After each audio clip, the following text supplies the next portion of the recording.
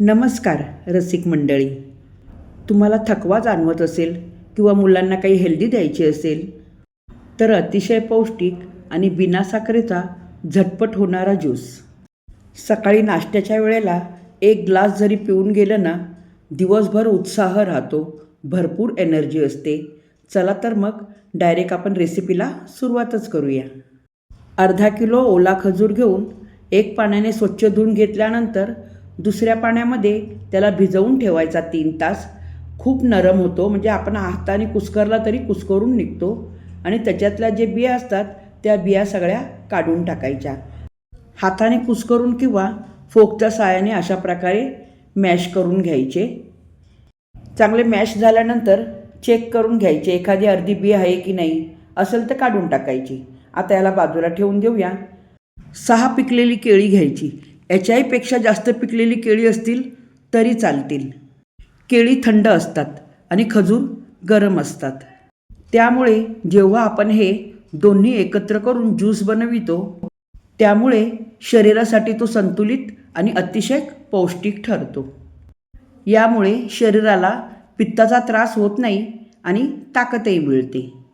एखादी व्यक्ती अशक्त असेल, वजन वाढवायचे असेल तर त्यांच्यासाठी हे मिश्रण नॅचरल वेट गेन सप्लिमेंटसारखे काम करते. बदाम, पिस्ता आणि काजूचे पातळ काप करून घ्यायचे. अर्धा लिटर दूध चांगलं गरम करून थंड करून घ्यायचे. तुम्हाला ज्यूस जर का थंड पाहिजे असेल तर फ्रीजमध्ये ठेवून दूध थंड करून घ्यायचे.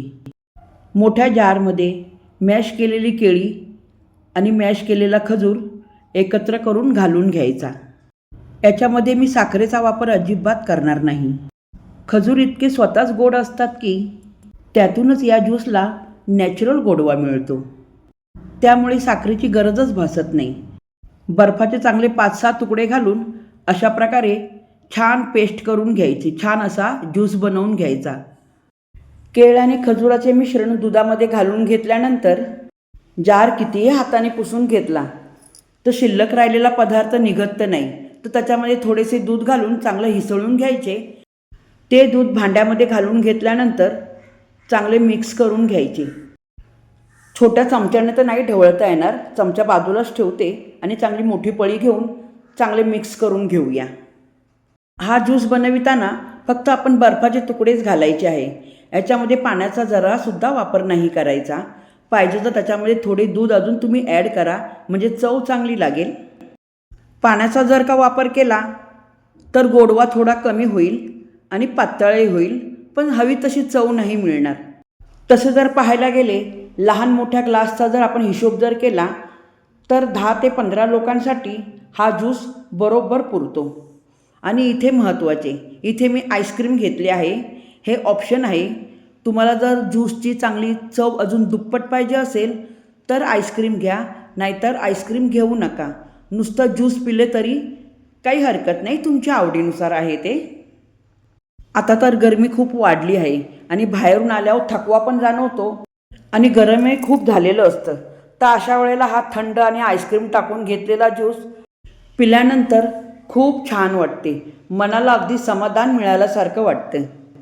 आठवड्यातून 2-3 वेळा जर का तुम्हाला हा ज्यूस घ्यायचा असेल, आईस्क्रीम वगळता फक्त ड्रायफ्रूट्स घाला आणि सकाळी सकाळी ब्रेकफास्टच्या वेळेस 1 ग्लास ज्यूस पिल्यावरती पोटच भरते आणि दिवसभर थकवासुद्धा येत नाही आणि दिवसभर माणसाला फ्रेश वाटते. तर आपला हा एनर्जीनी भरलेला ज्यूस तयार आहे. तुम्हीसुद्धा ही रेसिपी नक्की बनवून पहा. रेसिपी आवडल्यावर लाईक, शेअर आणि सबस्क्राईब नक्की करा आणि आवडला असेल कमेंट नक्की करा.